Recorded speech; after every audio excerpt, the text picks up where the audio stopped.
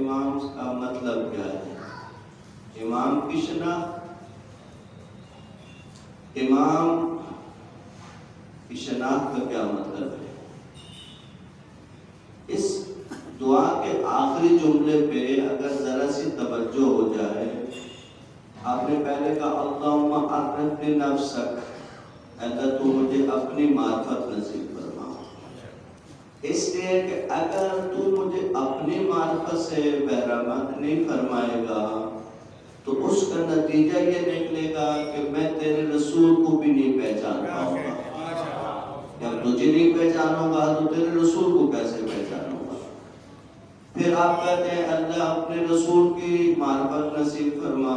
اگر اپنے رسول کی معرفت سے بہرمند نہ کیا تو اس کا نتیجہ یہ نکلے گا کہ پھر میں تیری حجت کو نہیں پہچان سکوں گا، یعنی وقت کے امام کو نہیں پہچان پاؤں گا۔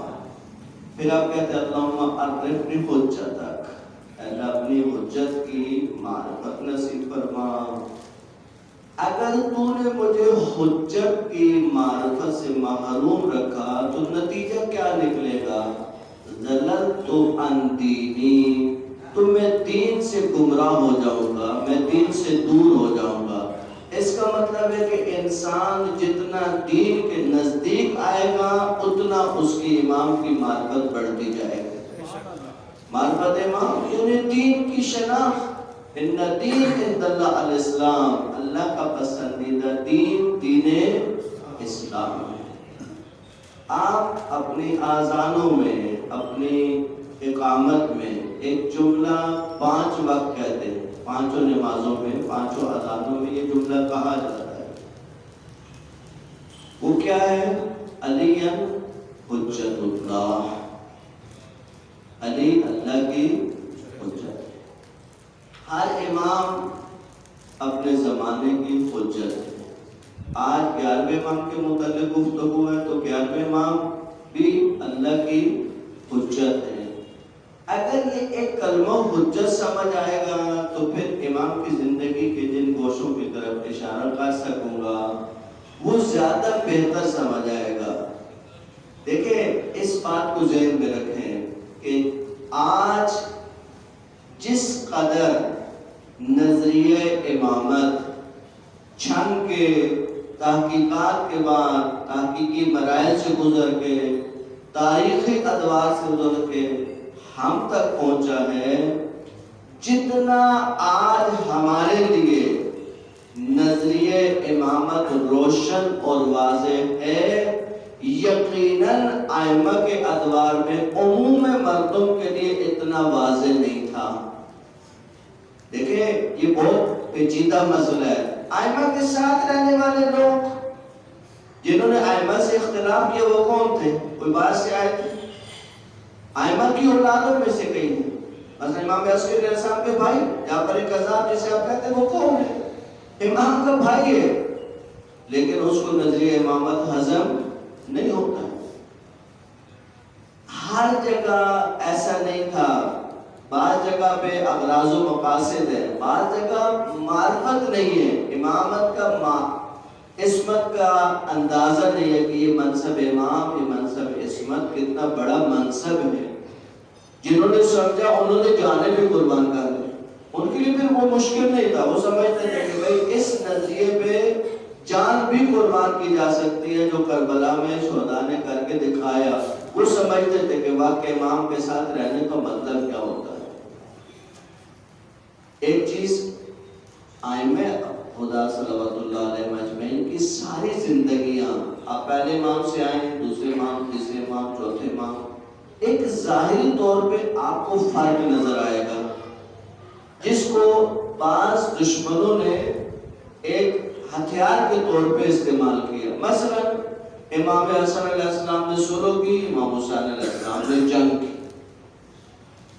اس کو دشمن نے بطور ہتھیار استعمال کیا کہ ایک کا مزاج سر پسند تھا، دوسرے کا مزاج مثلا یا وہ تھوڑا جوشیلا مزاج معذرت کے ساتھ۔ ایسا نہیں ہو سکتا ہے، شرائط زمان مختلف ہیں تو حالات اور واقعات بھی مختلف ہیں۔ یعنی آپ اس کو یوں سمجھیں کہ اگر امام حسن مجتبیٰ کی جگہ امام حسین ہوتے تو وہی کام کرتے جو امام حسن نے کیا، اور امام حسن کی جگہ اگر امام حسین ہوتے یا الٹ ہوتا تو وہی کام امام حسن کربلا میں کرتے جو امام نے کربلا میں کیا۔ ہمارے عقیدے میں اس میں ذرا برابر بھی فرق نہیں ہو سکتا۔ اب دشمنوں کو کیسے جواب دیا جائے؟ سیرت انبیاء سے، کیونکہ وہ ائمہ کو اس طریقے سے نہیں مانتے، لیکن انبیاء کے بارے میں وہ زبان درازی نہیں کر سکتے۔ ان سے سمپل سادہ سوال ہے کہ حضرت موسیٰ علیہ السلام کے معجزہ کیوں حضرت عیسیٰ کے معجزے سے مختلف ہے؟ حضرت عیسیٰ مردوں کو زندہ کرتے تھے، حضرت عیسیٰ مردوں کو زندہ کرتے تھے، حضرت موسیٰ کیا کرتے تھے؟ جادوگروں کا مقابلہ کرتے تھے۔ کیونکہ حضرت موسیٰ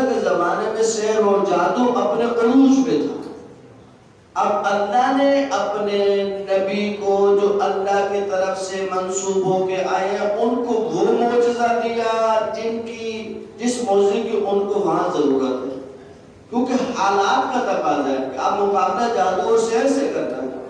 تو حضرت موسیٰ کی زندگی کا جائیں گے تو آپ کو یہ چیزیں واضح اور آشکار ملیں گے، لیکن حضرت عیسیٰ علیہ السلام کے زمانے میں طب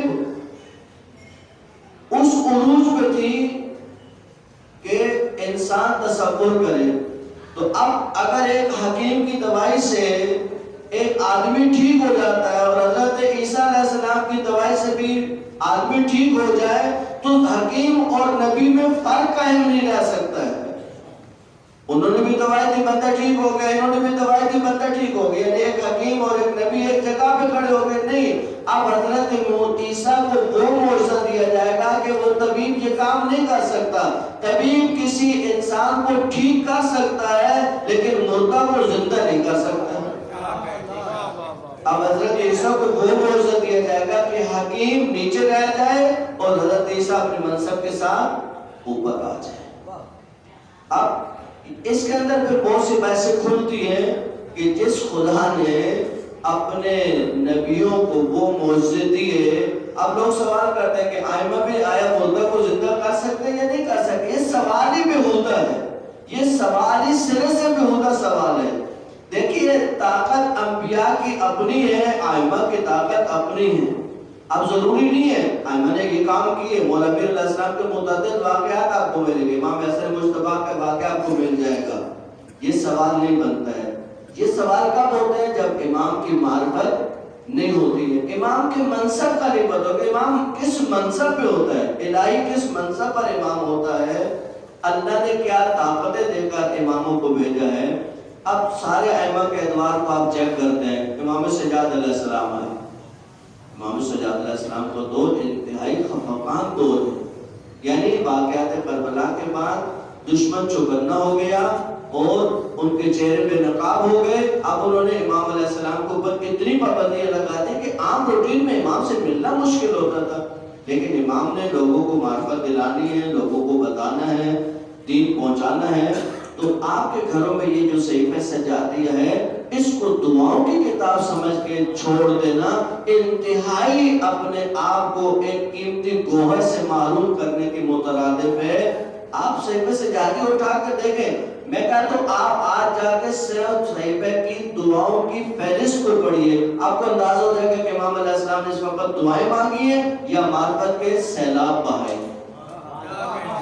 اب آئیں پانچویں امام کے دور پہ۔ پانچویں امام کا دور وہ ہے کہ جس میں نسبتاً ایک آسانی پیدا ہوئی۔ آسانی کس معنی میں؟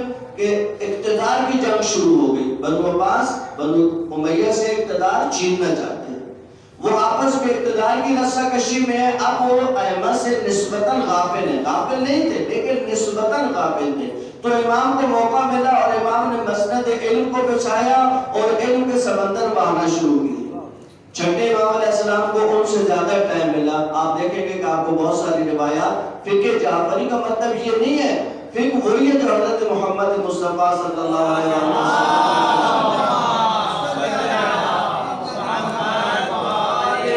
چونکہ امام کو اس فقہ کو بیان کرنے کا زیادہ موقع ملا، ان گوشوں کو کھولنے کی زیادہ امام کے پاس فرصت تھی، لہٰذا امام علیہ السلام کے ساتھ وہ فقہ منسوب ہو گئی۔ لیکن فقہ جعفری کا مطلب یہ ہے کہ فقہ محمدی الگ ہے اور فقہ جعفری وہی فقہ ہے، صرف امام علیہ السلام نے اس کو زیادہ واضح لوگوں کے لیے بیان کیا۔ اب آج ساتویں امام کے دور پہ یہاں پہ ایک شکوہ ہے میرا عام مومنین سے، ہمارے ہاں جب دو اماموں کا نام آتا ہے، امام سجاد، تو ہمارا تصور ہے کہ ایک غریب مظلوم بیمار ہے امام، یعنی اس کا کیا مطلب ہے کہ امام نے کچھ نہیں کیا؟ نہیں، امام نے بہت کچھ کیا۔ میں نے ایک دفعہ گنا اور کچھ چیزیں نکالی، وہ کسی مناسبت سے عرض کروں گا۔ 18 محاذوں پر امام کربلا کے بعد لڑے ہیں، 18 محاذوں پر، مختلف محاذوں پر امام نے کام کیا ہے۔ اب ساتویں امام کے نام جب آتا ہے تو ایک زندانی امام جس نے 14 سال، دیکھیں امام کی 56 سال عمر ہے، 56 سال میں سے 14 سال امام کے زندان میں، 42 سال امام زندان سے باہر ہے، اور وہ 14 سال کا مطلب یہ نہیں کہ لگاتار 14 سال امام کو زندان میں رکھا گیا۔ آخری جو دور ہے وہ ظاہر زیادہ ہے، ورنہ باقی وقفوں سے امام علیہ السلام کو زندان میں رہ کر بھی ایسا نہیں تھا کہ امام علیہ السلام جو ہے وہ الہی فرائض سے دور ہو گئے، نہیں، اپنا طریقہ ہوتا ہے ائمہ کا، وہ ہر طریقے سے اپنی ہدایت لوگوں تک پہنچاتے رہتے ہیں۔ اب یکدم پلٹے کھاتے ہیں حالات اور دور آ جاتا ہے امام رضا علیہ السلام کا۔ امام رضا علیہ السلام کو یعنی جن کے والد کو حاکم وقت نے 14 سال زندان میں رکھا، اب حالات نے کیا پلٹا کھایا ہے، یہ وہ تاریخی رموز ہے۔ کیونکہ امام عسکری علیہ السلام تک میں ایک مقدمے کے ساتھ آنا چاہتا ہوں تاکہ آپ کو ایک اجمالی اندازہ ہو، ابھی تو تفصیل میں نہیں جا سکتے کہ ادوار ائمہ چلے کیسے۔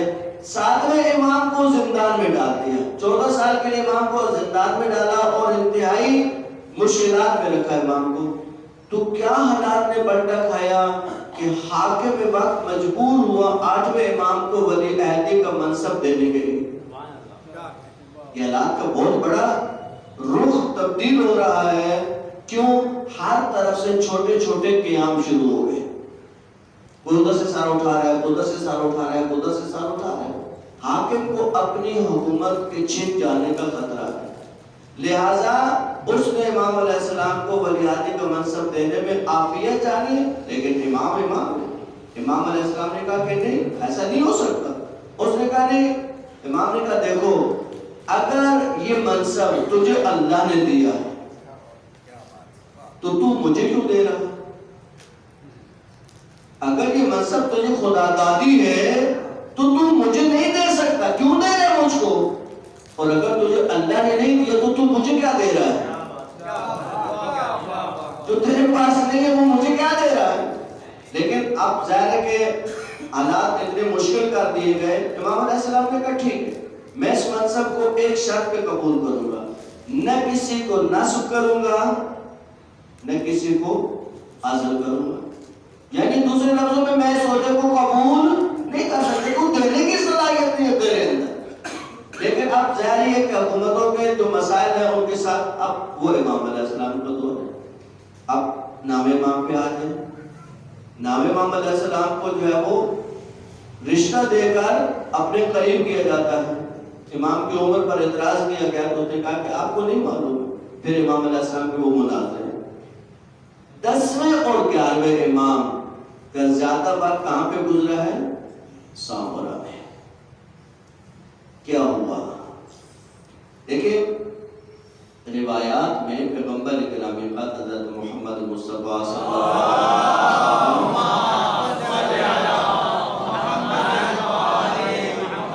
یہ چیزیں بہت زیادہ واضح طور پہ بیان ہوئی تھی کہ امام عسکری علیہ السلام کے ہاں ایک بیٹے کا تولد ہوگا جو حکومتوں کا تختہ الٹ، ظالم کا تختہ الٹ دے۔ اب یہ وہی سین ہے موسیٰ اور فرعون کا، جو فرعون نے کام کیے وہ کیا کام تھے کہ کچھ ایسا ہو کہ نہ یہ تولد ہو، نہ کوئی بچہ دنیا میں آئے جو ہماری حکومت کو الٹ سکے۔ لیکن دنیا کی طاقتیں، ظالم طاقتیں، استعماری طاقتیں یہ بھول جاتی ہیں کہ آپ کے اپنے منصوبے ہیں، خدا کا اپنا منصوبہ ہے۔ تم اپنی پلاننگ سے چلو گے اور خدا اپنی پلاننگ سے چلے گا۔ تم مکر کرتے جاؤ لیکن اللہ تمہارے مکر کو کیا کرے گا؟ آشکار کرے گا۔ موسیٰ نے حضرت موسیٰ علیہ السلام کو دنیا میں آنے سے روکنے کے لیے کیا کوشش نہیں تھی جو بندوقات آئے گی؟ کتنی ماؤں کے حمل کو ضائع کیا گیا، کتنے بچے پیدا ہونے کے بعد ذبح کیے تھے، لیکن اللہ نے کہا دیکھو فرعون، ہمارا فیصلہ ہے کہ موسیٰ دنیا میں آئیں گے، اب فقط دنیا میں نہیں آئیں گے، تمہارے گھر پلیں گے، تمہارے گھر پلیں گے، اور تمہیں کانوں کان خبر بھی دے گا۔ لیکن اللہ کے جو منصوبے ہیں وہ اللہ ہی جانتا ہے۔ اللہ اپنے منصوبوں کو لے کے چلتا ہے۔ دیکھیں یہاں پر ایک جملہ سمجھنا ضروری ہے۔ دیکھیں راستے اہمیت نہیں رکھتے ہیں، لیڈرشپ اہمیت رکھتی ہے۔ یہ بات ذہن میں رہے. پھر آپ کو امام کی زندگی کے جو بھی چند گوشے عرض کروں گا وہ آپ کو اچھے انداز سے سمجھ آئیں گے. دیکھیں حضرت موسیٰ اس واقعے میں سب سے بڑا میسج کیا ہے؟ وہی راستہ جس پہ موسیٰ علیہ السلام چلے اپنے لشکر کو لے کے، اور فرعونی حضرت موسیٰ کے پیچھے چلے. راستہ تو ایک ہی، اسی راستے پہ حضرت موسیٰ چلے اور پیچھے پیچھے فرعونی چلے. راستے میں کوئی فرق نہیں ہے. ادھر ایک لیڈرشپ ہے اور ایک ادھر لیڈرشپ ہے.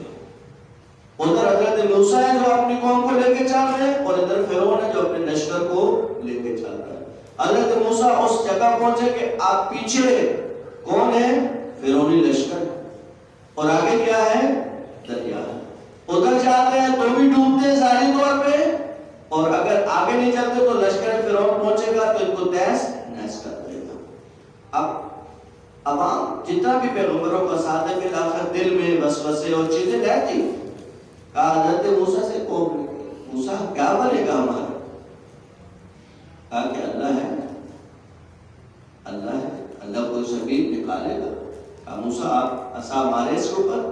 حضرت موسیٰ نے عصا مارا. وہ واقعہ آپ کو معلوم ہے کہ حضرت موسیٰ اپنی قوم کو لے کر اسی دریا کے اندر سے خشک راستے 12 راستے بنے. اب 12 راستے چاہے پوچھے تفسیر والوں سے کہ اللہ نے 12 راستے کیوں بنائے؟ ایک راستے سے بھی تو گزر سکتا تھا لشکر، تھوڑا چھوڑا بنا دیتا. شاید اللہ پیغام دینا چاہتا ہے کہ کامیابی 12 کے ساتھ ہی چلتی ہے. 12 کو اپنانے کی صورت میں، نہ کہ 12 سے منہ موڑ لینے کی صورت میں. اب حضرت موسیٰ گزر گئے اور اسی راستے میں فرعون غرق ہو. غرق کہاں پہ ہوا؟ اللہ چاہتا تو فوراً راستہ بند کر دیتا، مشکل تر لگے گی.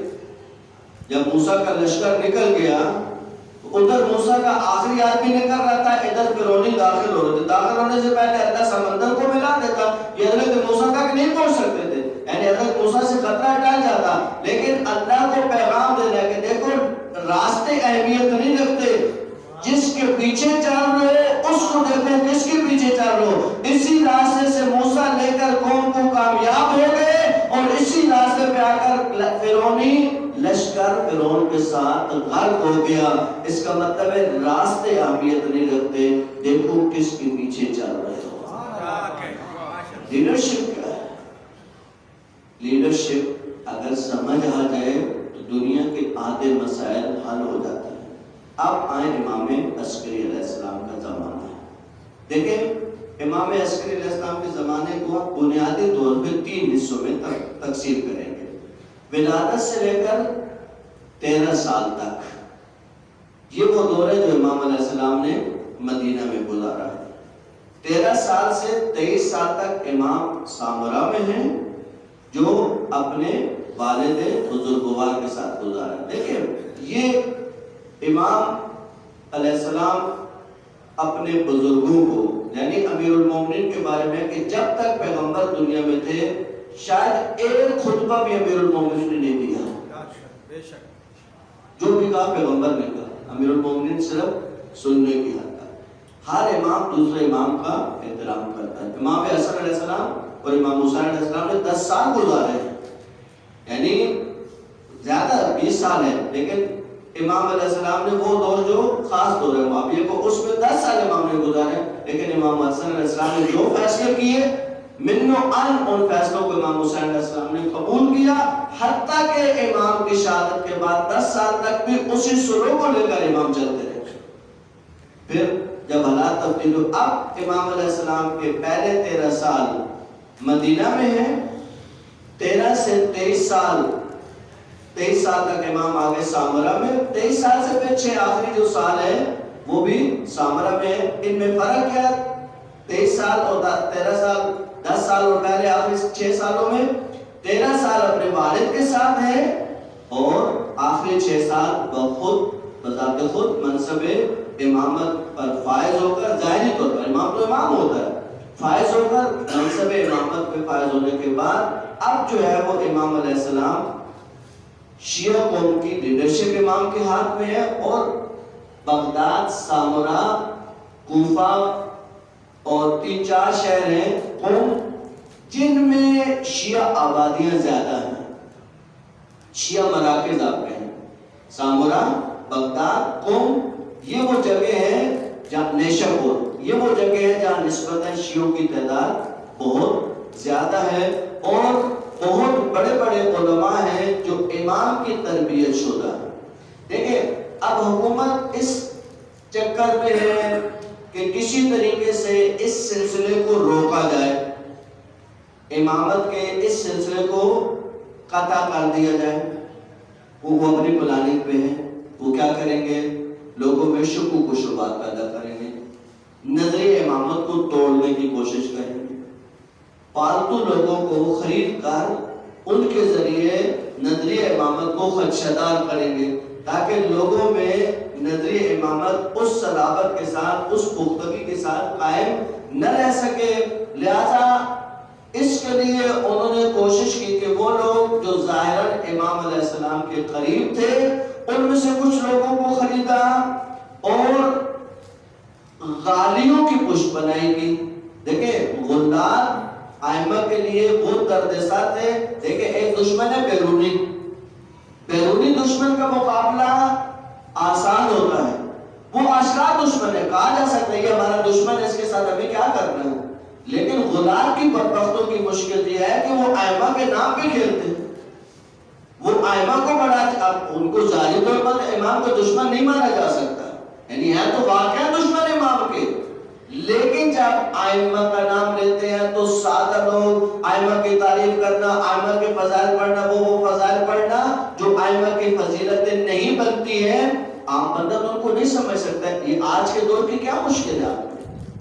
آج آپ کس مشکل سے دوچار ہیں کہ ائمہ کی فضیلت پڑھنے والے کو ہم ممبر پہ نہیں آنے دیں؟ ان لوگوں کو ممبر سے کیوں روکا جاتا ہے؟ ان کے اوپر علماء پابندیاں کیوں لگاتے ہیں؟ ان کے علماء خلاف کیوں بولتے ہیں؟ یہ وہی فتنہ ہے جو امام عسکری علیہ السلام کے زمانے میں اٹھا۔ امام علیہ السلام نے غلات کے سرغنوں کو قتل کرنے کے اقدامات بھی جاری کیے، امام نے کہا کو قتل کرو۔ یہ وہ فتنہ ہے جو جتنا بڑھے گا اتنا تشیع کے چہرے کو داغدار کرے گا۔ دیکھیں ایک ہے ناسبی، ایک ہے غالی۔ ناسبی جو ائمہ کی شان گھٹاتا ہے، غالی جو ائمہ کی شان بڑھاتا ہے۔ ان میں کون زیادہ خطرناک ہے؟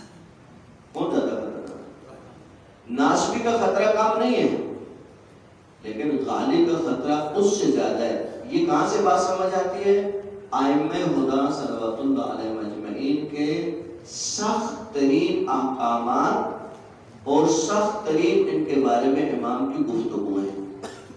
مثلا الغالی انجس من القلب، غالی کتے سے زیادہ نجس ہے۔ امام کیا سمجھانا چاہتے ہیں کہ ان کے خطرے سے بچو، اپنی نسلوں کو بچاؤ۔ دیکھیں ناسبی امام کی شان گھٹاتا ہے، غالی وجود خدا کا انکار کرتا ہے۔ بہت بڑا فرق ہے۔ غالی وجود خدا کو مانتے ہیں کہ جو کچھ بھی ہے اہل بیت ہے، سب کچھ اہل بیت کے عالم میں، سب جو کرتے ہیں اہل بیت کرتے ہیں۔ وجود خدا سرے سے خدا کہاں ہے؟ خدا مطلب کچھ بھی نہیں۔ یہ خطرہ امام عاصر علیہ السلام کے زمانے میں بھی بڑھا، امام عسکری علیہ السلام کے زمانے میں بھی بڑھا۔ امام علیہ السلام نے اس کا شدت کے ساتھ مقابلہ کیا۔ سلوات پہ جا لے بیت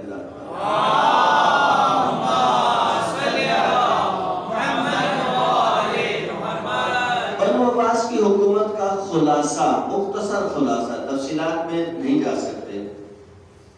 بنی عباس کی حکومت لڑائی جھگڑوں میں، فتنوں میں، ہمیشہ فتنوں میں رہے، ہمیشہ لوگوں کو الجھاؤ، جنگیں کرو، لڑائیاں جھگڑے کرو، لوگ لگے انہی کاموں میں لگے رہے۔ حکومت کے اموال کو جتنا بھی کھا سکتے ہو کھاؤ، لگے رہو اپنے کاموں میں، لوگوں کو ادھر لگاؤ اور حکومتی اموال کو غارت کرو، اموال کو غارت کرنے میں مصروف۔ اموال کو سمیٹنے میں، ایک ہوتا ہے غارت کرنا، ایک ہوتا ہے سمیٹنا، آگے اپنے لیے اسٹور کرنا اس کو۔ دوسروں کے ناموس، خون اور مال کو انہوں نے اپنے اوپر حلال سمجھا تھا۔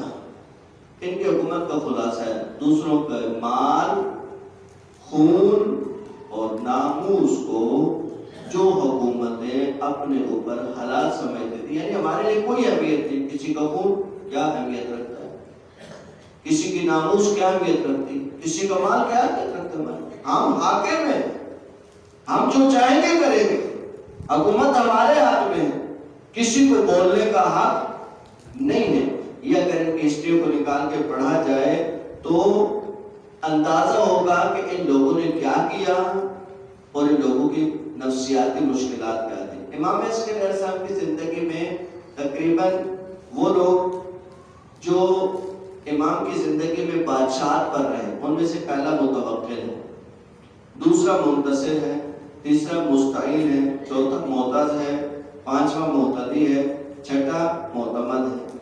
یہ وہ ہے کہ اس نے ان تمام کی ہسٹری کو اگر آپ دیکھیں تو انہوں نے ائمہ خدا علیہ السلام کے لیے مشکلات، فراوان مشکلات، انواع اقسام کی مشکلات، قیادت کی مشکلات، صحبتیں، قیادت کی صحبتیں، امام سے رابطہ، دیکھیں آپ اندازہ لگائیں، امام علیہ السلام کے اوپر کڑی نگرانی ہے، لوگ نہیں مل سکتے امام سے، امام پیغام رسانی کیسے کرتے ہیں، حکومتیں کیوں ڈری امام علیہ السلام سے؟ کہ امام علیہ السلام نے اپنے زمانے میں تشیع کو اس عروج پر پہنچا دیا، اتنی مشکلات کے باوجود۔ اندازہ لگائیں، ان مشکلات کے باوجود امام کی ٹوٹل عمر 29 سال ہے، اور امام علیہ السلام اس کو اپنے خطوط دیتے ہیں، اپنے پیغامات دیتے ہیں، اور وہ امام علیہ السلام کا پیغام اور امام کی چیزیں متعلقہ لوگوں تک کیسے پہنچاتے ہیں، یعنی یہاں سے نکالنا مشکل ہے، امام کے ہاتھ سے لے کر لانا مشکل ہے، اس کے بعد تو رابطے ہیں، اور امام اپنے تمام لوگوں سے رابطے میں۔ اب فرض کریں امام علیہ السلام نے ایک بندے کو منسوب کیا کہ یہ میرا معتمد خاص ہے، کچھ لوگوں کو ان کے بارے میں شک ہو گیا، اب امام تک رپورٹ پہنچی کہ بھائی فلاں علاقے کے جو لوگ ہیں وہ آپ کے نمائندے کو قبول نہیں کر رہے، یا آپ کے امام کا نمائندہ ہے۔ اب امام اس کے پیچھے دوسرا لیٹر بھیجتے، اور وہ خطوط امام علیہ السلام کے تاریخ کے اندر مرقوم ہے، جس میں امام علیہ السلام نے فرمایا کہ دیکھو میرے شیعہ سنو اس بات کو، یہ جو شخص ہے یہ میرا معتمد خاص ہے، اس کی بات ہماری بات ہے، یہ اگر آپ سے اموال جمع کرتا ہے تو اس کو اموال دے دو، کیونکہ وہ اموال واپس ہم اپنے پاس جمع نہیں کرتے۔ یعنی یہ جو امام علیہ السلام نے خمس کا نظام رائج کیا، اس وقت کیا ہوتا تھا کہ جو شیعہ مشکلات میں ہوتے تھے ان تک امام علیہ السلام کے پاس جو اموال پہنچتے تھے، امام علیہ السلام وہاں سے ان لوگوں میں کیا کرتے تھے، تقسیم کرواتے تھے۔ امام کو علم ہے، علم امامت سے بھی علم ہے اور پیغام رسانیوں سے بھی علم ہے کہ کس کی کیا مشکل ہے۔ ایک شخص آتا ہے امام علیہ السلام کے پاس، کہتے ہیں مولا میں بہت مشکل میں ہوں۔ مولا نے کہا کہ دیکھو میں تمہاری مشکل تو حل کر دیتا ہوں، لیکن اللہ کے نام پہ جھوٹ نہیں بولو، تمہارے پاس 200 دینار ہے یا نہیں؟ اب یہ تھوڑا امام نے کہا دیکھو ایسا نہیں ہے کہ میں تمہیں یہ بتا کر کے تمہارے پاس 200 دینار ہے تمہاری مدد نہیں کرنا چاہتا، نہیں مدد کروں گا تمہاری، لیکن یہ نہیں بولو کہ میرے پاس کچھ نہیں، جھوٹ نہیں بولو ہمارے سامنے۔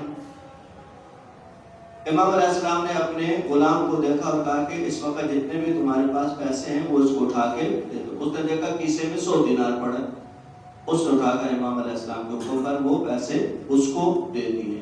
اب امام علیہ السلام نے اس کو بتایا کہ دیکھو جو 200 دینار تم نے چھپائے تھے وہ تمہارے کام نہیں آئیں گے۔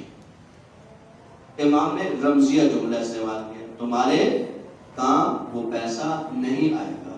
اشاق کہتے ہیں میں پہنچا گھر میں اور کچھ عرصے کے بعد جب مجھے پیسوں کی ضرورت پڑی تو میں نے اس جگہ کو تلاش کیا جہاں پیسے میں نے چھپائے تھے، تو مجھے اندازہ ہوا کہ میرے بیٹے نے کہیں پیسے چھپاتے مجھے دیکھ لیا تھا اور اس نے وہ پیسے وہاں سے نکالے اور پیسے استعمال کرے۔ لیکن اس مشکل کی طرف امام علیہ السلام نے اس کو پہلے ہی متوجہ کر دیا تھا، بتا دیا تھا کہ دیکھو وہ پیسہ تمہارے کام آنے والا نہیں ہے۔ امام علیہ السلام کے چند القاب ہیں جن کو صرف پڑھ کے گزر جاؤں گا۔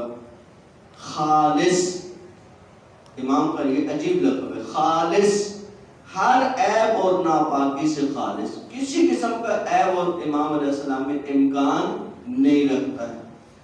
ہادی، اللہ کے سیدھے راستے کی طرف لوگوں کی ہدایت کرنے والے، اس کو کہتے ہیں ہادی۔ عسکری، کیونکہ امام علیہ السلام جس علاقے میں رہتے تھے وہاں فوجی چھاؤنی تھی، اس فوجی چھاؤنی کی وجہ سے اس علاقے کو عسکر کہا جاتا تھا۔ تو امام علیہ السلام کے القاب میں ایک لقب جو ہے وہ عسکری بھی ہے کہ امام علیہ السلام نے ایک دفعہ ان کو اپنے لشکر کو جب دکھایا تو بادشاہ جو ہے وہ تقریباً بیہوشی کی طرف چل گئے۔ امام علیہ السلام کو مرعوب کرنا چاہتا تھا اپنے فوج دکھا کر، امام علیہ السلام نے اشارہ کیا، جب اس کو صرف ایک جھلک نظر آئی تو وہ پریشان ہو گئے۔ امام علیہ السلام نے کہا کہ نہیں ایسا نہیں ہے، میں ان کو ظاہر نہیں کروں گا۔ خاص، امام کا ایک لقب ہے خاص۔ بعض فضیلتوں کو دیکھیں، جس طرح انبیاء کی بعض فضیلتیں ہیں کہ باقی وہ انبیاء میں نہیں ہونے کا مطلب یہ نہیں کہ وہ حالات نہیں پیش آتے تھے ان انبیاء کے، اگر وہ لاتا تھے تو فضیلتیں ان کو بھی مل جاتی، لیکن کچھ فضیلتیں خاص ہوتی ہیں۔ امام کا ایک لقب ہے خاص، کیونکہ امام کی بعض فضیلتیں جو امام کے ساتھ خاص ہیں۔ امام کا ایک لقب ہے صامت، خاموش۔ مولا پیر علیہ السلام کا جملہ ہے قرنت الحیبۃ بالخیبہ، خاموشی میں روب ہے، خاموشی میں دبدبہ ہے۔ ساتواں امام کا لقب ہے سراج، لوگوں کو حق کی طرف رہنمائی کرنے والا روشن چراغ، جس سے لوگوں کو ہدایت ملتی رہے۔ نقی، اپنے زمانے کا سب سے زیادہ پرہیزگار انسان۔ دیکھیں خداوند کریم کی ذات پر توکل، امام علیہ السلام کو شیر کے پنجروں میں ڈالا جاتا ہے، پھر ہر طرف سے انہوں نے جب امام علیہ السلام کو دیکھ لیا کہ امام علیہ السلام کے ساتھ مقابلہ نہیں کر سکتے تو ایک حربہ استعمال کیا کہ ان کو شیر کے پنجروں میں ڈال دو، شیر ان کو کھا جائیں گے، معاملہ ختم ہو جائے گا، اور آپ کہیں گے شیر کھا گئے۔ لیکن وہ تو یہ نہیں سمجھتا کہ امام علیہ السلام کس بلندی پر ہوتے ہیں۔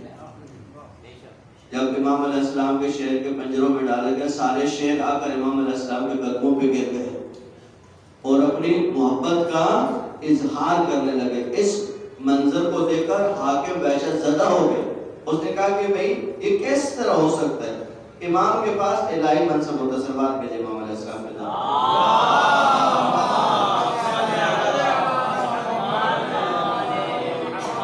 امام علیہ السلام اپنے اصحاب کو، مثلا اسحاق، امام اسحاق بن جعفر زبیری امام علیہ السلام کے شاگرد تھے، امام کے رابطے میں تھے۔ امام علیہ السلام نے کہا کہ 20 دن گھر سے نہیں نکلنا، ایک عام واقعہ رونما ہونے والا ہے۔ معتز جو خلیفہ تھا اس کو قتل کر دیا گیا، اس کو مار دیا گیا، اب اس کی وجہ سے فتنہ پھیلتا، تو امام علیہ السلام نے پہلے سے اپنے اصحاب کو متوجہ کر دیا کہ دیکھو باہر نہیں نکلنا، اگر باہر نکلو گے تو تمہاری جان کو خطرہ ہو جائے گا۔ امام علیہ السلام جب نکلتے تھے تو لوگوں کی خواہش ہوتی تھی امام علیہ السلام سے ملا جائے، امام کی دستبوسی کی جائے، امام کے ہاتھ چومے جائے، امام سے کوئی بات پوچھی جائے، لیکن جو سامنے لوگ آتے تھے وہ حکومت کی نظر میں بھی آتے تھے، اور امام نہیں چاہتے تھے کہ کسی شخص کو امام کی وجہ سے مشکل کا سامنا کرنا پڑے۔ ایک دفعہ امام علیہ السلام گھر سے نکلنے کا ارادہ رکھتے ہیں، کچھ لوگ ہیں وہ کہتے ہیں کہ ہم اکٹھے تھے اور ہم سوچے تھے کہ امام علیہ السلام نکلیں گے تو ہم امام علیہ السلام سے سوال کریں گے، کوئی بات پوچھیں گے۔ کہ ان میں ایک جوان بھی تھا جو حضرت ابو ذر غفاری کا پوتا تھا، وہ آیا تھا کہ اس نے کہا کہ ہمارے علاقے میں لوگوں نے امام علیہ السلام کے اوپر جو ہے وہ شکوک و شبہات پیدا کر دیے ہیں، تو میں چاہتا ہوں کہ امام علیہ السلام سے کوئی معجزہ دیکھوں جس معجزے سے میں جا کے لوگوں کو مطمئن کروں۔ کہا کہ امام علیہ السلام نے گھر سے نکلنے سے پہلے اپنے غلام کے ذریعے کسی طریقے سے پیغام بھیجا کہ دیکھو جب میں گھر سے نکلوں گا تو کوئی شخص مجھ سے سوال نہیں کرے گا، کوئی شخص میری طرف اشارہ نہیں کرے گا، اس لیے کہ جو شخص اشارہ کرے گا، جو شخص مجھ سے بات کرنے کی کوشش کرے گا وہ حکومت کی نظر میں آ جائے گا اور حکومت اس کو بعد میں نقصان پہنچائے گی۔ یہ کہتے ہیں کہ ہم سب خاموش ہو گئے. ظاہر امام علیہ السلام کو حکم آ گئے. امام علیہ السلام گھر سے باہر تشریف لائے. جب امام علیہ السلام اس غفاری کے پاس پہنچے تو اب اس سے لوگوں نے پوچھا تھا پہلے کہ کیا تم اس سے پہلے امام سے مل چکے ہو؟ امام علیہ السلام نے تمہیں دیکھا ہے کہ نہیں، میری امام سے کوئی ملاقات نہیں ہے. کہتے جب امام علیہ السلام کی سواری گزر رہی تھی اور اس کے پاس سے گزرے پیدل تھے یا سواری پہ، امام علیہ السلام نے پوچھا کہ کیا تم غفاری ہو؟ اس نے کہا جی آپ. کہا کہ کیا تمہارے نام حمدوی، اس کا نام لیا، کہا ان کا کیا حال ہے؟ کہا کا خیریت سے ہو. یہ کہہ کر امام علیہ السلام وہاں سے گزر گئے. بعد میں لوگوں نے سے پوچھا کہ تمہارا مسئلہ حل ہو گیا؟ اس نے کہا اگر اس سے کم تر بھی امام سوال کرتے تو میرا مسئلہ حل ہو جاتا.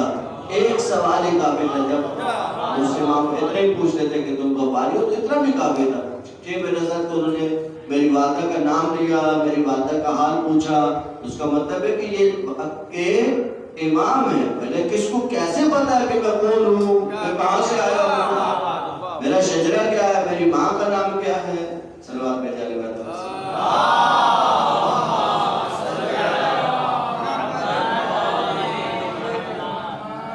دیکھیں اللہ تعالیٰ نے ائمہ ہدیٰ علیہ السلام کے طفیل لوگوں کی ہدایت بھی کی، لوگوں کی مالی مشکلات بھی حل کی.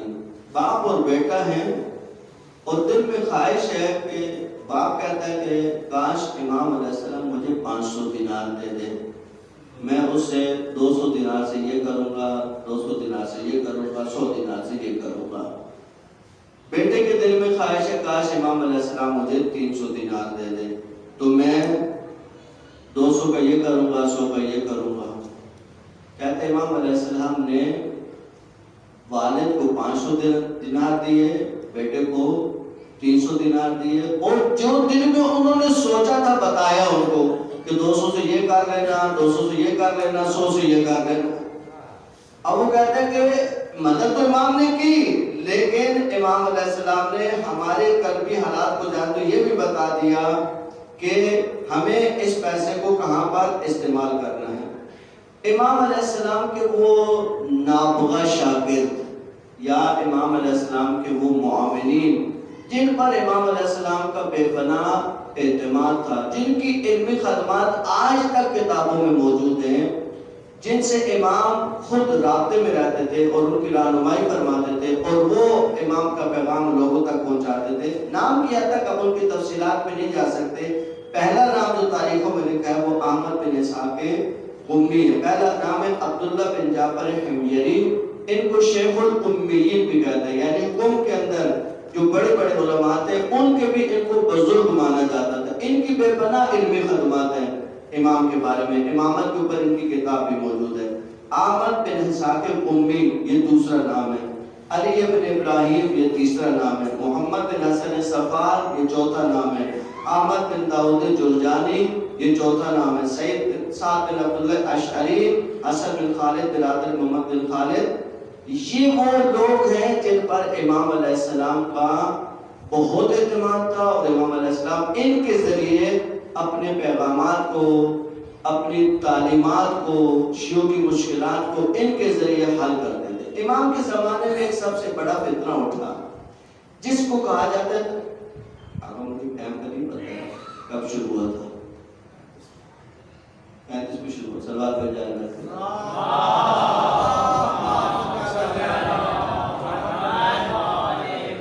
دو چیزیں عرض کر دو بس گفتگو کو سمیٹتے ہیں. ایک شخص تھا جس نے ایک کتاب لکھنا شروع کی، تناقضات قرآن. قرآن میں وہ آیتیں جو ایک دوسرے سے ٹکراتی ہیں. اب ایک فتنہ ہے. مثلا اس نے کہا کہ قرآن کی آیت ہے کہ اگر تم شادی کرنا چاہتے ہو اور عدل پہ قائم رہ سکتے ہو تو 2-2 3 4 سے کرو، اور اگر عدل پہ قائم نہیں رہ سکتے تو پھر ایک پر ہی اکتفا کرو. ہم سب آدھے رہے ہیں صلوات پہ جاری بیٹھ کے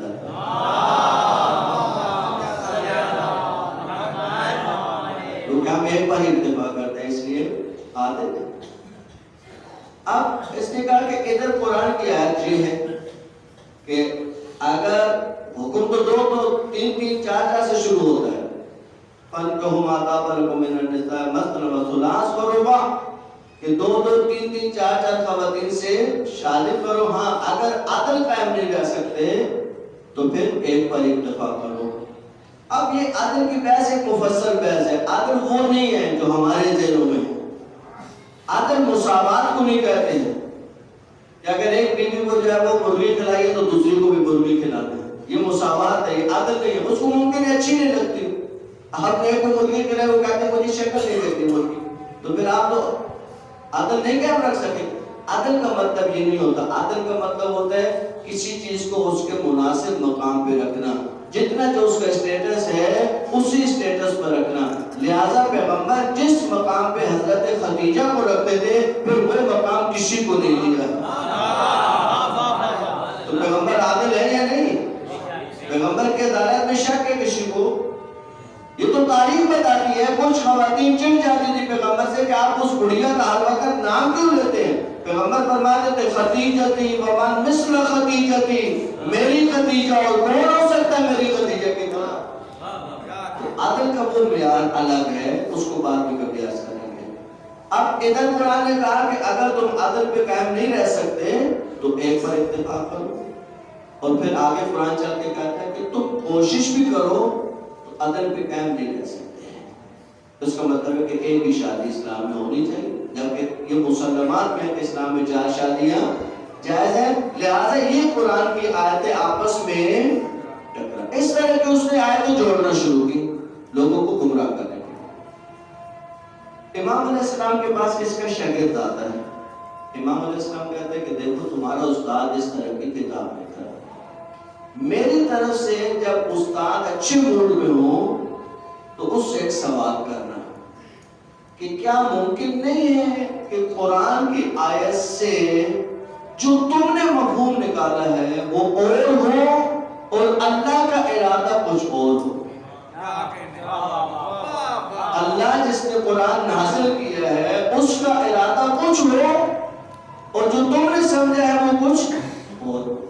اور اگر یہ بات ثابت ہو جائے کہ اللہ کا ارادہ کچھ ہے اور تم نے کچھ سمجھا تو پھر تناقض تو نہیں رہا، تمہیں سمجھ نہیں آئے. امام علیہ السلام نے اس ایک آیت کا جواب دیا. اب تفصیلات میں جائیں گے تو لمبی ہو جائے گی. امام علیہ السلام نے کہا دیکھو جس آیت میں اللہ نے کہا ہے کہ عدل پہ اگر قائم نہیں رہ سکو تو ایک پر اتفاق کرو، وہاں پہ نان و نفقہ کی عدالت ہے.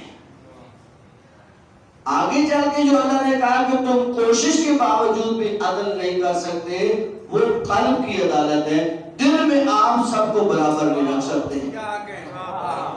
آیتوں میں کوئی ٹکراؤ. اب امام علیہ السلام نے اس کے شاگرد کو تعلیم کی اور کہا کہ دیکھو کبھی استاد اچھے موڈ میں ہو تو اسے میری طرف سے سوال کرو. اب یہ شخص کہتا ہے کہ میں ایک دن استاد کے پاس گیا، استاد کافی خوشگوار موڈ میں تھے. میں نے کہا استاد میرا ایک سوال. آپ نہیں بتاتے کہ مجھے امام نے یہ سوال یاد کرایا ہے. انہوں نے کہا اچھا بتاؤ کیا سوال ہے؟ کہا سوال یہ ہے کہ آپ نے جو قرآن کی آیت سے سمجھا ہے کیا واقعا وہ وہی ہے جو اللہ کا ارادہ ہے؟ ممکن ہے اللہ کچھ اور تھا اور تم نے کچھ اور سمجھا. اس نے سوچ میں پڑ گیا، کافی گہری سوچ میں چلا گیا. کہا کہ یہ بات تو بہت پتے کی ہے، کہ تمہیں کس نے بتائی؟ میرے ذہن میں سوال آیا. کہا نہیں میں تو میرے شاگرد ہے، میں تیری اوقات جانتا ہوں، یہ تیرا سوال نہیں ہو سکتا. بتاؤ یہ کس کا سوال ہے؟ کہا کہ مجھے امام عسکری علیہ السلام نے یہ سوال دیا ہے. کہا کہ واقعاً اہل بیت علیہ السلام ہی جانتے ہیں کہ اللہ کی آیتوں کا کیا مطلب ہے. کہتے ہیں اس نے اپنی کتاب کو لے کے خود آگ میں ڈال دیا، جلا دیا. کہا اس قابل بھی نہیں لے کہ اس کو باقی رکھا جائے. شروع کی لیکن امام علیہ السلام کی عظمت کے پیش نظر اور امام علیہ السلام کی زندگی میں وہ واقعہ بہت مشہور ہے جو ایک بندہ دعا کرتا تھا اور بارش شروع ہو جاتی تھی. اب حکومتوں کو ویسے کوئی ڈر نہیں ہے، وہ بارش ہوتی ہے تو ہوتی رہے بھائی. ایک بندے کے دعا کرنے سے بارش ہوتی ہے تو ہمیں کیا مسئلہ ہے، سب سے زیادہ ہو جائے گا. لیکن وہ جو دعا کرتا ہے وہ عیسائی ہے اور لوگ اب آہستہ آہستہ عیسائیت کی طرف راغب ہو رہے ہیں، ان کی حکومت کو خطرہ ہے. ان کو یہ خطرہ نہیں ہے کہ اگر لوگ عیسائی ہو گئے تو ہم مسلمانوں کے حاکم ہیں تو ہماری حکومت خطرے میں چلی جائے گی. جب کوئی بھی راستہ نظر نہیں آتا تھا تو اللہ ان کو ذلیل کرنے کے لیے ایسے راستے بناتا تھا کہ لوگوں کے اوپر آشکار ہو جائے کہ اصلی وارث علم نبی کون ہے. اب کہا کہ بولاؤ بھائی امام کو بلاؤ، کچھ چارہ نہیں رہ گیا ہے. امام علیہ السلام نے کہا کہ سب لوگوں کو بلاؤ، اس شخص کو بھی بلاؤ، پھر ہم آئیں گے. اب پوری خلقت خدا اکٹھی ہو گئی، وہ شخص بھی آگے کھڑا ہو گیا، امام علیہ السلام آگے کھڑے ہوئے. امام علیہ السلام نے اپنے دوست کو کہا کہ تم جاؤ، اس کے ہاتھ میں ایک ہڈی ہے، وہ ہڈی نکال کے لے آؤ. جب وہ ہڈی نکال کے لے امام نے کہا اس سے کو دعا کرو. جب وہ پہلے ہاتھ کھڑے کرتا تھا تو آہستہ آہستہ بادل آتے تھے، پھر بارش شروع ہوتی تھی. اس نے جب ہاتھ کھڑے کیے تو پہلے بادل تھے، وہ جب ہاتھ کھڑے کیے تو بادل واپس چلے گئے. بارش تو دور کی بات ہے، بادل بھی واپس چلے گئے. اب یہ دعا کر رہے، بارش نہیں ہو رہی. اب بادشاہ نے پوچھا کہ آپ کا کیا تھا، راز کیا تھا؟ کہا کہ اس کے ہاتھ میں کسی نبی کی ہڈی لگ گئی تھی، کسی جگہ سے کسی نبی کی ہڈی اس کے ہاتھ میں آ گئی. اب جب یہ اس کو آشکار کرتا تو رحمت پروردگار جوش میں آتی تھی. اب اس کے ہاتھ سے نکل آئی تو اب یہ کام یہ نہیں کر سکتا. امام علیہ السلام نے ہمارے مومنوں کے بارے میں جو صفات بیان کی، یہ مشہور حدیث ہے، اب صرف اس کو پڑھ کے گزرنا ہے کہ مومن کی 5 علامتیں. صلوات پہ جانے بات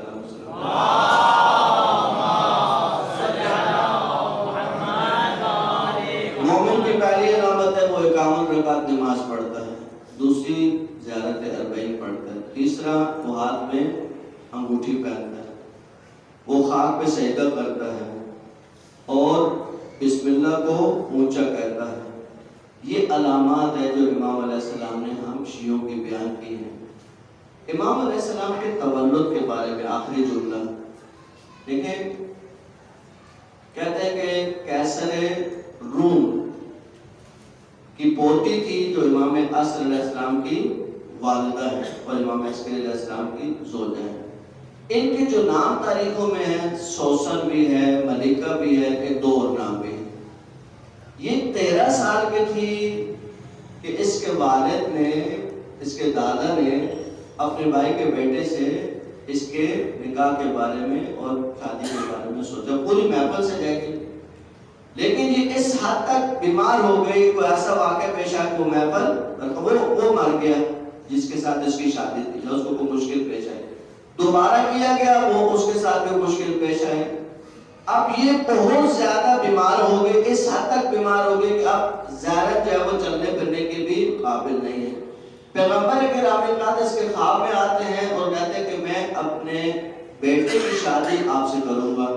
اور پیغمبر علیہ السلام کی بشارت کے بعد امام عسکری علیہ السلام کو اس کو خواب میں دیدار کرایا گیا. اب امام علیہ السلام نے کچھ ایسے اسباب پیدا کیے کہ یہ وہاں پر آئیں غلاموں کے ساتھ، اور امام علیہ السلام نے اپنے غلام کو بھیجا، نشانیاں بتائیں، ان نشانوں کے ساتھ یہ خاتون ہوگی، اس کو آپ لے کر آ جائیں. اب کہتے ہیں کہ جب امام علیہ السلام کو خواب میں دکھا دیا گیا تھا اور اس سے پوچھا گیا کہ کیسے آپ کے دل میں ان کے بارے میں محبت پیدا ہوئی، کہا کہ جب اللہ کے رسول نے بشارت دی اور حضرت زہرا نے مجھے بتایا کہ تو میری بہو بننے والی ہے، تو اس دن سے ان آقا کے بارے میں میرے دل میں ایک عجیب سی محبت پیدا ہو گئی اور میں اس وقت کا انتظار کرتی تھی کہ وقت کب آئے گا. اب امام علیہ السلام کے حرم سرا میں یہ آ گئی. لیکن عجیب یہ ہے کہ امام علیہ السلام کی ایک بہن ہے جن کا نام حکیمہ خاتون ہے، وہ امام کے گھر میں آتی جاتی ہے. ایک آتے ہیں دن میں اور شام کو وہ جانے کا ارادہ کرتے ہیں. امام علیہ السلام کہتے ہیں کہ آج آپ ہمارے گھر میں رک جائے، آج جانا نہیں ہے.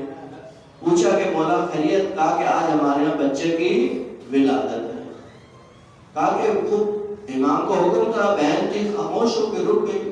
نماز شب کا وقت ہوا، نماز شب کے لیے اٹھی. حکیمہ خاتون اٹھی، کہا کہ میں نے نماز شب شروع کی، دیکھا کہ حضرت نرجس خاتون، کیونکہ بعد میں ان کا نام تبدیل کر کے نرجس رکھ دیا گیا تھا، وہ بھی اٹھی اور وہ بھی نماز شب میں مشغول ہو گئی. لیکن میں نے دیکھا کہ ان کے شکم میں کہیں پر بھی آثار حمل نہیں ہے. کہیں سے اندازہ نہیں ہوتا کہ یہ ابھی بچے کی ماں بننے والی، لیکن حکم ماں کو اور ہم خاموش تھے.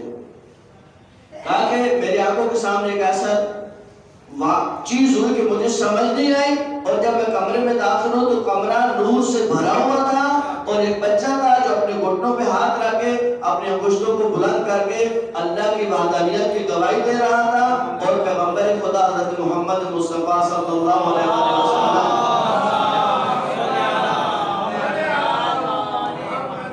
رسالت کی گواہی دے رہا تھا۔ امام علیہ السلام نے کہا کہ یہ میرا بیٹا ہے جو دنیا کو عدل سے پر کرے گا۔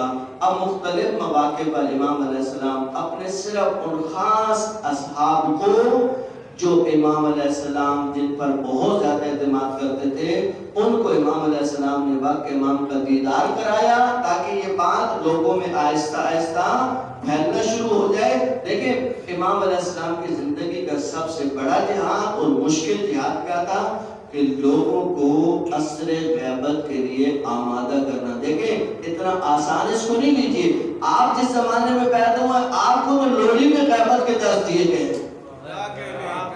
آپ کو تو امام نے غیبت کی لوریاں دے کے پالا ہے، آپ کو پتا ہے کہ ہمارے امام پڑھتے غیبت میں۔ آپ جس زمانے میں پیدا ہوئے بہت بڑا زمانہ گزر چکا ہے، لیکن امام علیہ السلام جس زمانے میں ہے اس زمانے میں لوگوں کو ذہنی طور پہ تیار کرنا ہے کہ ایک وقت آنے والا ہے کہ دیکھیں امام کا مطلب کیا ہوتا ہے؟ امام یعنی رہنمائی کرے، امام یعنی ہدایت کرے، امام یعنی جس تک لوگوں کی رسائی ہو۔ اب ایسا زمانہ آ جائے کہ امام ہو اور رسائی نہ ہو، امام ہو اور امام تک نہ پہنچا جا سکے، یہ سخت تھا لوگوں کے لیے۔ اس کے لیے امام علیہ السلام نے اپنے اصحاب کو آمادہ کیا اور کہا کہ دیکھو اسی میں حکمت پروردگار ہے، اسی میں اسرار الہی ہے کہ یہ کچھ وقت رہیں گے ہمارے سامنے، پھر یہ آہستہ آہستہ غیبت صغریٰ سے غیبت کبریٰ تبدیل ہوگی، اور پھر یہ پردے غیبت میں چلے جائیں گے۔ یہ اگلے دروس میں انشاءاللہ ان کی تفصیلات آئیں گی، لیکن اتنا سخت تھا یہ مرحلہ کہ کیسے لوگوں کو قائل کیا تھا۔ امام علیہ السلام بس آپ تو نہیں پڑھتے، امام علیہ السلام کے جنازے کے بعد امام علیہ السلام نمودار ہوئے اور جعفر کذاب کو پیچھے کر کے امام علیہ السلام نے نماز پڑھائی، اور نماز پڑھا کے پھر امام اندر چلے گئے۔ اب قوم سے قافلہ پہنچا، ابو الادیان امام کا صحابی ہے، وہ بیان کرتا ہے کہ امام علیہ السلام نے مجھے کسی کے پاس پیغام کے لیے بھیجا اور کہا کہ ابو الادیان تم جاؤ گے تو 15 دن تمہیں سفر پہ لگے گے، 15 دن کے بعد جب تم واپس لوٹو گے تو میں شہید ہو چکا ہوں گا، اور تم جب پہنچو گے تو میرے غسل و کفن کا اہتمام ہو رہا ہوگا۔ تو وہ کہتا ہے کہ جب میں واپس آیا، امام نے دو باتیں مجھے بتائی کہ جب تم واپس آؤ گے تو میں شہید ہو چکوں گا، ایک بات، دوسری بات جب تم آؤ گے تو مجھے غسل و کفن دیا جا رہا ہوگا، تیسرا ہمیان کا لفظ امام نے استعمال کیا، وہ کہتا ہے مجھے وہ سمجھ نہیں آیا، لیکن امام کی عظمت کے پیش نظر میں نے امام علیہ السلام سے سوال نہیں کیا۔ کہا کہ امام علیہ السلام کا جنازہ ہو گیا، جنازے کے بعد کچھ لوگ قوم سے پہنچے، انہوں نے کہا کہ ہمیں باپ کے امام سے ملنا ہے، کہا کہ امام کی شہادت ہو چکی ہے، اور لوگ جو ہے وہ جعفر قذاب کو باپ کے امام کے طور پہ مبارکیں دے رہے ہیں، اس کے پاس بیٹھے اس سے باتیں کر رہے ہیں، جن لوگوں کو نہیں پتا بھی کہ واقعا اصلی امام کون ہے۔ کچھ لوگ اس چکمے میں آ چکے ہیں، کہتے ہیں یہ قوم کے لوگ جب پہنچے تو انہوں نے پوچھا کہ واقع امام کون ہے، کہا کہ یہ واقع امام۔ وہ آئے اور انہوں نے کہا کہ ہمارے پاس کچھ خطوط ہیں، آپ بتائیں خطوں میں کیا لکھا ہوا ہے، اور ہمارے پاس کچھ اموال ہے، آپ بتائیں یہ کتنے مال ہے ہمارے پاس۔ اس کی بلا کو بھی نہیں پتہ جعفر قذاب، میرے پاس خطوط میں کیا لکھا ہے، اور میرے پاس کہا کہ یہ ہم سے ایسی بات کا تقاضا کرتے ہیں، ہم سے علم غیب کی بات کریں، ہمیں علم غیب تھوڑی ہے، یہ کہہ کر وہاں سے چلے گئے۔ اہل قوم کو پتہ چل گیا کہ یہ واقع امام تو نہیں ہے، یہ تو نہیں ہو سکتا، کیونکہ وہ ان کی معرفت بہت زیادہ تھی۔ کہا کہ اتنے میں ایک خادم اندر سے آئے اور کہا کہ جن لوگوں کے پاس خطوط ہیں ان خطوط میں یہ لکھا ہوا ہے، یہ نام ہے لوگوں کے، ان کے خطوط ہیں، اور یہ پیسے ہیں۔ اور امام علیہ السلام نے بتایا، اب وہ کلمہ جو آخر امام علیہ السلام نے کہا کہ ایک کیسہ تمہارے پاس جس میں سونے کے طلائی سکے ہیں، طلائی سکے وہ الگ ہوتے تھے، اس کے اوپر کچھ کام ہوتا تھا، اس کے لیے وہ لفظ استعمال ہوتا تھا جو امام علیہ السلام نے ابو الادیان سے استعمال کیا تھا، اور اس کو سمجھ نہیں آتے تھے۔ کہا کہ جب یہ تیسری نشانی بھی پوری ہو گئی تو وہ لوگوں نے کہا کہ ہاں اب یہ مال لے جائیں، یہ جن کی طرف سے پیغام آیا ہم نے دیکھا تو نہیں، لیکن وہ یقیناً ہمارے وقت کے امام ہیں جو کتنی دقیق معلومات ہماری رکھتے ہیں۔ یاد رکھیے گا امام کے سامنے ہوتے ہیں ہر وقت، امام ہمارے قلوب پہ نازل ہوتے ہیں، ہمارے حالات سے آگاہ ہوتے ہیں۔ یہ نہیں سوچے گا دفتر چلے گئے باہر چلے گئے، نا، امام ہر وقت دیکھتے ہیں۔ بس یہ چیز سمجھ آ جائے تو زندگیاں بدل سکتے ہیں۔ اللہ تو جارے بیت عصمت و طہارت علیہ السلام کا واسطہ ہمیں وقت کے امام کی معرفت نصیب فرما، وقت کے امام سے محبت کرنے کی توفیق نصیب فرما، ان کی تعلیمات کو اپنانے کی توفیق نصیب فرما، آئمہ کی زندگی کے حالات سے آگاہی پیدا ہونے کے بعد ان کی طرف زیادہ بڑھنے کی توفیق نصیب فرما، جوانوں کو سیرت علی اکبر، ماں بہنوں کو حیا کی چادریں نصیب فرما، جو پریشان المومنین کی پریشانیوں کو دور فرما، جو مقروض ہیں ان کے قرض ادا فرما، جو بے اولاد ہیں ان کو اولاد نصیب فرما، جو صاحب اولاد ہیں ان کی اولاد کو نیک اور صالح فرما، مہنگائی کے جن سے نجات نصیب فرما، مملکت خداداد پاکستان کی حفاظت فرما، اسلامی ممالک کی حفاظت فرما، مقامات مقدسہ کی رونقوں کو بحال فرما، جو حج و زیارات کے متمنی ہیں ان کی تمنائیں پوری فرما، آقا مولا امام علیہ السلام کا جلد ظہور فرما، آقا کے قدموں میں جامع شہادت کی سعادت نصیب فرما۔ اللہم صلی علی محمد و آل محمد و عجل فرما۔